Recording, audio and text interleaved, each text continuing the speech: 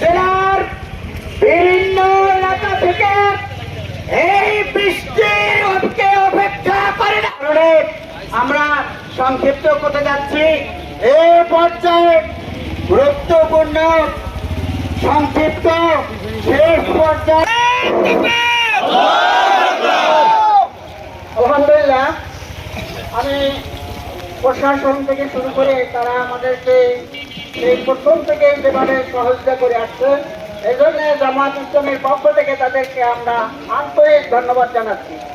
সাথে সাথে আমাদের দূর দূরান্ত থেকে যে সমস্ত কর্মী ভাইয়েরা, দায়িত্বশীল ভাইয়েরা এখানে এসেছেন, আমরা এই প্রাকৃতিক দুর্যোগের ভিতরে এবং সাংবাদিক বৃন্দ অন্যান্য ভাইয়েরা, আমরা তাদেরকেও আন্তরিক ধন্যবাদ জানাচ্ছি।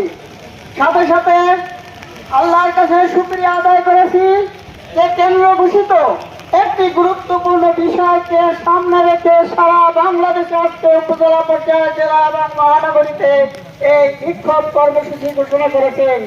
আল্লাহর শুকরিয়া আদায় করছি।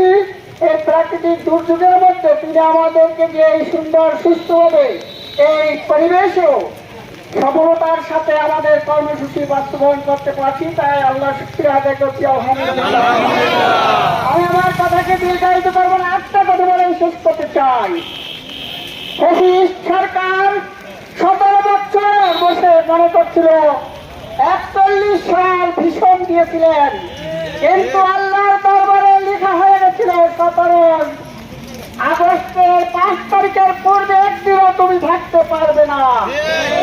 ইনশাআল্লাহ আমরা এই গভর্নমেন্টকে জানাতে চাই, যারা জুলাই সনদকে স্বাক্ষর করেছিল কিন্তু এখন অস্বীকার করছে, সুতরাং এই জনগণ কিন্তু ছাড়বে না আপনাদেরকে।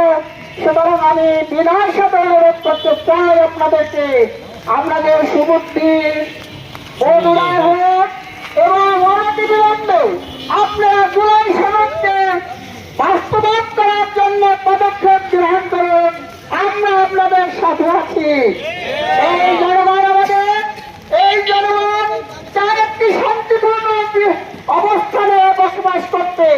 সুতরাং জুলাই সনদ ছিল তারই একটি ধারাবাহিকতা, একটি সংবিধান।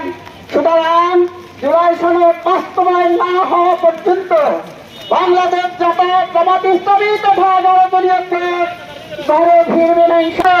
জনগণ রসায়নের না দিয়ে অনতিবিলম্বে আপনারা সংবিধান সংশোধন করার জন্য বিনয়ের সাথে অনুরোধ করছি। এই বলে আজকে আমরা এই কর্মসূচি এখানে সমাপ্ত।